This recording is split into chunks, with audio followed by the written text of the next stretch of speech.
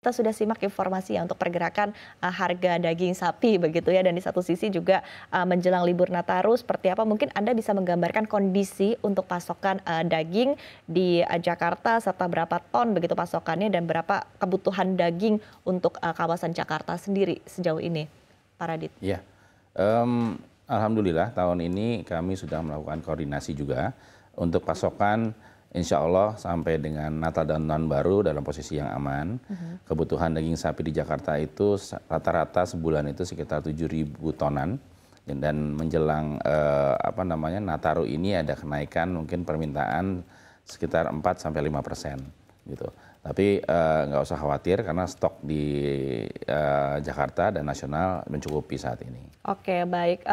Tadi Anda menyampaikan bahwa kenaikan permintaan 4-5% begitu di tahun ini. Ya. Ketika kita compare dengan tahun-tahun sebelumnya, apakah angka ini cukup baik sebetulnya Pak Raditya? Atau justru Anda menggambarkan bahwa ada sedikit perlambatan di tahun 2024? Memang dibanding tahun lalu, terutama tahun-tahun sebelum COVID itu ya, memang ini ada penurunan. Gitu. Tapi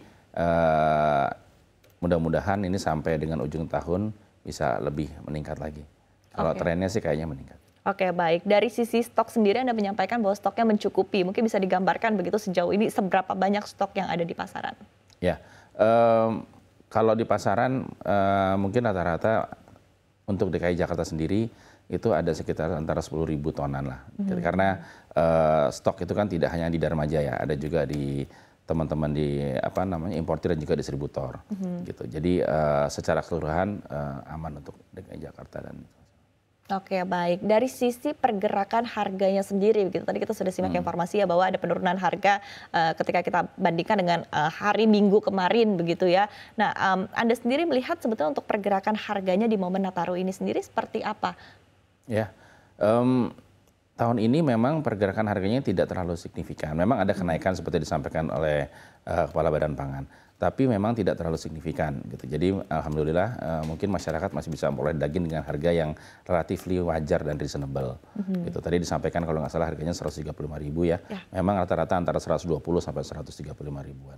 Masih stabil. Oke, baik. Artinya memang tidak perlu effort berlebih begitu untuk melakukan stabilisasi harga daging di pasaran begitu. Betul. Oke, baik. Nah, Anda sendiri melihat tadi kan ada penurunan begitu ya ketika di-compare dengan tahun-tahun sebelumnya, kenaikan 4-5% pada momen libur Nataru ini sendiri juga tidak sebesar pada tahun-tahun sebelumnya begitu. Apakah artinya Anda melihat di tahun 2024 ini ada isu pelemahan daya beli masyarakat itu betul-betul bisa dirasakan, termasuk adalah dengan konsumsi daging sapi sendiri yang kenaikannya tidak signifikan?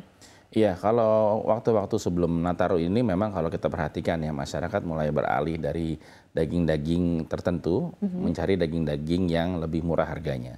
Jadi yang tadinya contohnya masyarakat biasanya pakai paha belakang, sekarang ini masyarakat lebih mencari ke paha depan yang memang harganya lebih murah. Tapi kalau secara kuantiti dan jumlah masih sama, cuman penurunan dari jenisnya aja. Ini sudah sejak kapan begitu terlihat? Mungkin Anda juga bisa mengelaborasi lagi lebih jauh dari mungkin kebiasaan masyarakat yang cukup berbeda begitu di sepanjang tahun 2024 ini? Menurut saya sih ini baru-baru aja ya Mbak, baru-baru sekitar mungkin mulai awal pertengahan tahun. Mulai pertengahan tahun ini yang mulai masyarakat mulai beralih dari jenis-jenis dagingnya.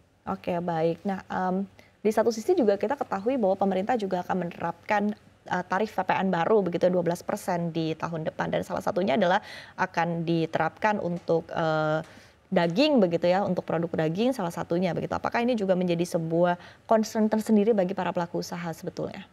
Kalau kemarin kita dengar dari penjelasan dari Ibu Menteri Keuangan, disampaikan juga bahwa untuk bahan pokok termasuk daging justru malah tidak akan kena PPN kan.